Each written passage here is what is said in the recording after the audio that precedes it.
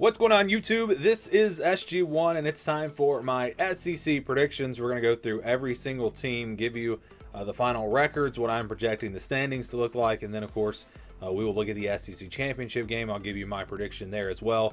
It's been a little bit different this off season. Normally I like to do these prediction videos for every single team. This year it just didn't happen. I just did not have time. Really, it's just been a crazy off season. Even going back to even the spring, I've just been very, very busy. I got a late start and just was not able to do it, but I still wanted to give my predictions. So we're going to do the conferences. Again, some of these teams I have done videos for. If you want to get more in-depth predictions on those teams, you can go back and look at those. But a lot of the teams, which most of the SEC we did do, but when we get to the ACC, the Big 12, we really didn't do a lot of those teams. But let's just jump right in. We're going to start at the bottom. I've got Kentucky finishing at the bottom of the SEC, actually going winless in the conference, 3-9 overall. To me, this is clearly going to be the worst team in the SEC. Maybe they proved me wrong. I've been way off on teams before, but just looking at this team and this roster, I don't see a lot to get excited about. Seemed like they were kind of trending in the wrong direction last year. Of course, they had that close game against Georgia. And we thought this, and they beat Ole Miss. So it started off, looking like Kentucky should be pretty good, and then it just kind of fell off from there.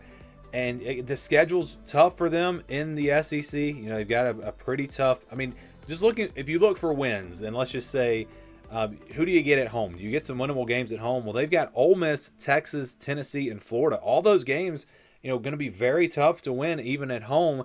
And then, of course, it's always tough to win on the road in the SEC. So I don't think this is going to be a very good team this year. When I look at the roster, I'm just not seeing it. Zach Calzada at quarterback, a guy that has some experience, but nothing to get really excited about. I don't think the defense is going to be quite as good as it has been in the past. I think Kentucky is going to have a hard time winning a game in the SEC. So I've got them 0-8 there, 3-9 overall, and then ahead of them I've got Vanderbilt. I know they had a great season last year, made it to a bowl game and all that, but I think they just missed out on that bowl game this year. I've got them going 5-7, 1-7 in the conference. I do have them going on the road and beating Virginia Tech. So again, I don't think Vanderbilt's going to be bad. It's just the SEC is loaded. It's very, very tough this year in this conference. You look at their schedule, it's kind of similar. It's tough to find the wins. Looking at this schedule, I think they beat Kentucky. I think that's their one win. That's the one that they should be able to get. But other than that, again, it's tough. You look at who they have at home in the SEC. They do have Kentucky, but then they've got LSU, Missouri, and Auburn. You look at Missouri potentially as a winnable game. Auburn potentially as a winnable game. I think they've got to win one of those two to make it to a bowl game. I think they can. Diego Pavia is back, and they've got some pieces there, but I don't think it's going to come together for them. I think that they finish just outside that bowl game at 5-7. And then ahead of Vanderbilt, we've got Mississippi State. I think this team's going to be much better than what a lot of people are giving them credit for. More transfers than anyone else in the SEC. It's going to be a totally different roster. They do have some nice pieces coming back. Blake Shapen, if he can stay healthy coming off that injury, already they're much better at quarterback just with him in there and healthy. I think they win a couple of games in the SEC, perhaps even upset Arizona State at home, and then maybe they only win one SEC game. So however they get there, I think they do finish 5-7. Just for my predictions, I did have them winning a couple of SEC games. Again, I think the schedule's brutal. It's one of the toughest, if not the toughest schedule in all of college football. But I just think they'll be more competitive. I think you'll see them, competitive against some of the better teams. Not enough to really win those games, but I think you will see a noticeable difference in Mississippi State this year. I think they will be improved, get to 5-7, which to me is a win for them in what is just a brutal schedule, and they're still kind of in that rebuild mode. So ahead of them, I've got Arkansas. I got this team going 6-6, 3-5 in the SEC. I talked about them on some of the other videos that I did. It's a team that really, I don't think they're great anywhere, but they're not bad anywhere. They're pretty good across the board. I don't know what that comes out to. Maybe that means they're going to have a great season and they're going to surprise, or maybe because they're lacking those star players, maybe they struggle and it's a rough season for them. So it's kind of a tough team for me to figure out, how exactly it's going to go. I do think they're able to have a pretty good year. I don't see them I could see them possibly beating Notre Dame, but I've got them losing that game. So I do have their losses coming in the SEC. I have them beating Auburn. I have them beating Mississippi State and Missouri. They have all 3 of those games at home. So it's a pretty nice schedule in the SEC for Arkansas. I think that gives you an opportunity, again, to win some games, get to a bowl game, and I think Arkansas is able to do that this year. If that offense takes off with Taylor Green and Bobby Trino calling plays, maybe Arkansas surprises. It wouldn't shock me. When I look at this list of teams, I think Arkansas definitely is the team out of these bottom 4 teams that has a chance to maybe make some noise in the SEC this year. Let's move on to our next teams. We got Missouri coming in at 7-5, 3-5 in the SEC. I think they win their non-conference games. They do have a tough one against Kansas, though. Kansas is going to be pretty good this year. I don't think that's an easy win, but I think they'll find a way to get it done. You look at their games in the SEC. I think they can win a few of them. They've got South Carolina at home. They do play Auburn and Vandy on the road. They've got Mississippi State at home. They've got Arkansas on the road. I just look at those games, and yeah, I think Missouri can win a couple of those games, actually 3 of them, and get themselves to 7-5 and have a pretty good season. I think this Missouri team will be solid. I don't think they'll be great. I don't think they'll be contenders, but I don't think they're going to be near the bottom either. I think they'll be competitive even with the better teams in the SEC.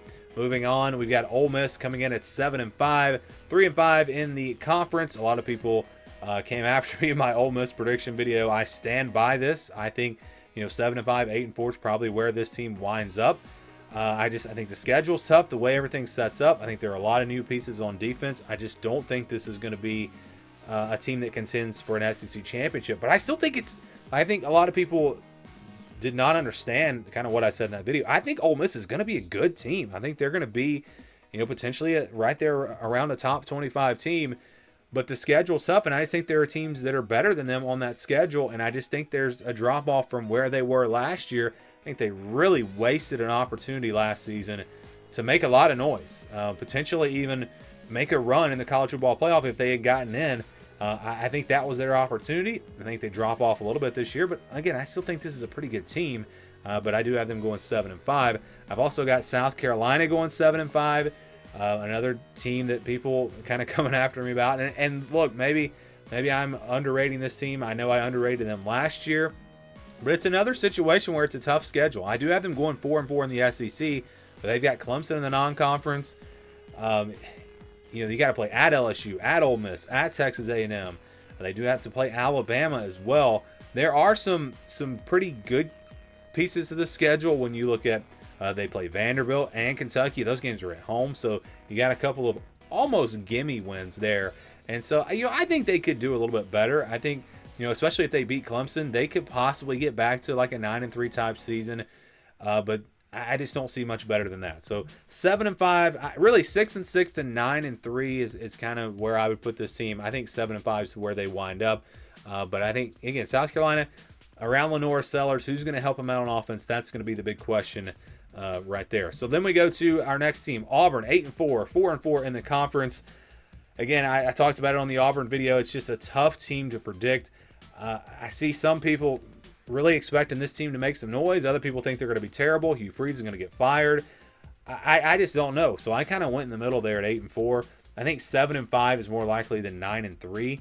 But I think 7-5, 8-4. I look at Auburn, South Carolina, Ole Miss. Probably all 3 of those teams, 7-5, 8-4 is where I think they will finish. And then Tennessee is in the same exact spot. So 8-4 is where I got them. 4-4. They got a pretty favorable schedule in the conference. But yeah, I think these teams could all shuffle around a little bit. Maybe Ole Miss and South Carolina wind up at 8-4. Auburn, Tennessee, 7-5.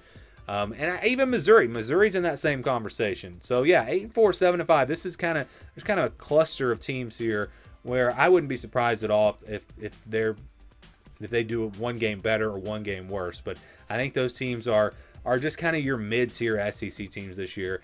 And then ahead of them, I got Florida. So now we get into the contenders. I think the top 7 teams are the real contenders. Although with Florida, I just think the schedule might be too much.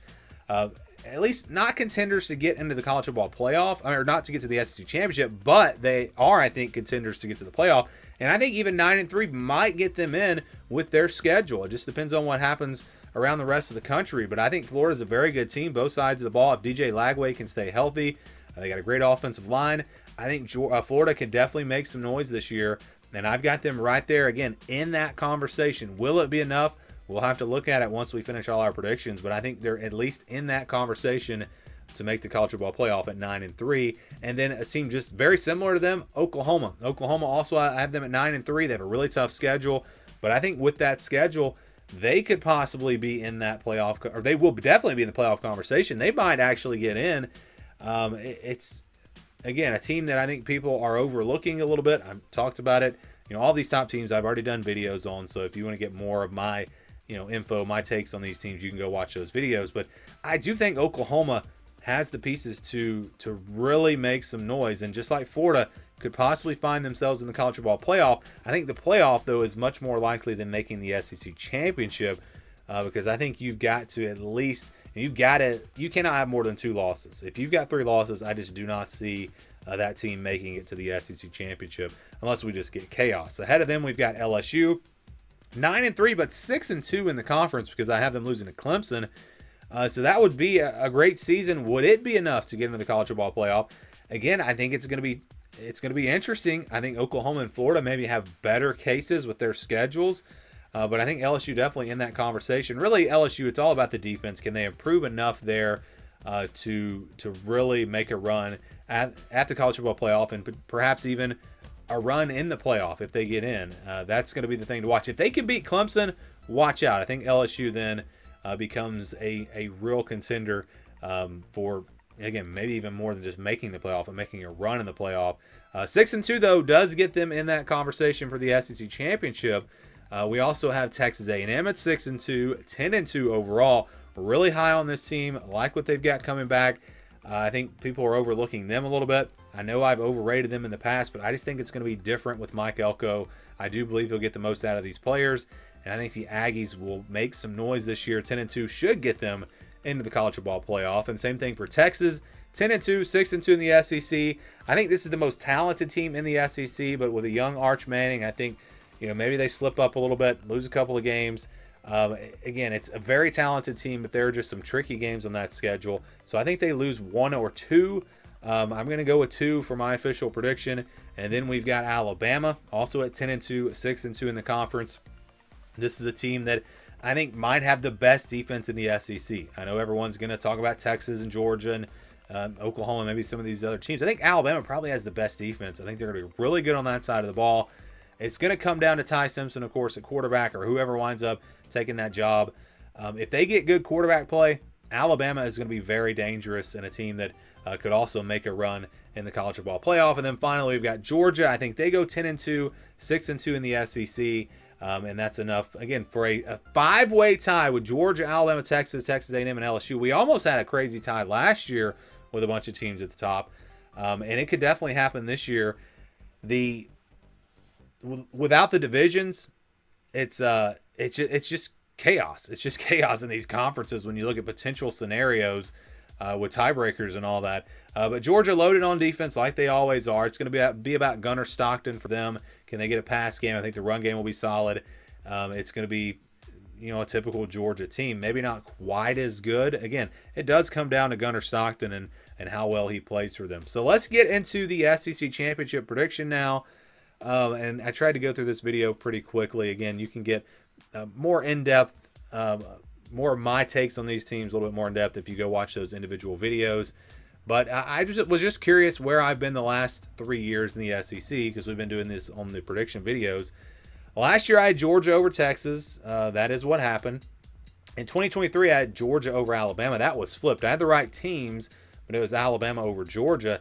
And then I did have Alabama over Georgia in 2022, but that was Georgia over LSU. So we've been pretty good with our SEC predictions. I'll admit that it was a little bit easier when you did have divisions. It's a lot tougher now because you have so many different scenarios. But yeah, I did get it right last year with Georgia over Texas. So who makes it to the SEC championship based off of my predictions? Well, it's Georgia and Alabama. So how does the tiebreaker work? Well, really what it comes down to is those 5 teams, their records against each other.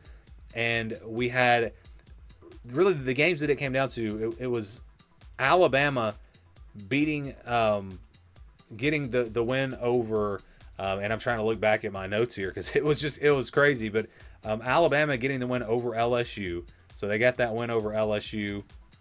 And then Georgia beating Texas. And again, I can't remember all the different things, what all was going on with those tiebreakers, but that's kind of how it played out. Georgia, Alabama, they wound up. So Georgia actually, they won the tiebreaker to go to first because they were 2-0 against all these tied teams. And for Alabama, they got the nod when it came down to those other 4 teams because of their record against the highest ranked team or the highest team in the standings. That was Oklahoma because they beat Oklahoma. So it's crazy with these tiebreakers, but that's the way it played out. So we get Alabama, Georgia in the SEC Championship, a rematch from a regular season game. I did have Georgia winning in the regular season in Athens. I don't know that they win this game twice. As hard of a time as they've had beating Alabama, I think Alabama comes prepared.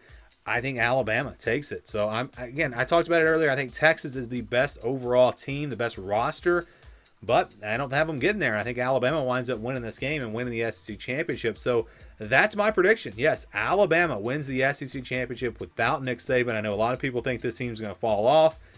I don't see it happening this year. I don't know that they're going to continue to be at that Nick Saban level, but I think this year in particular with that defense and what they've got coming back, I think they are the team to beat in the SEC. So I'm going Alabama. They win the tiebreaker to get in, and they beat Georgia. That's my official prediction. Those are my predictions for the SEC. We'd love to get your predictions, your thoughts on my predictions. So let me know what you think down in the comments below.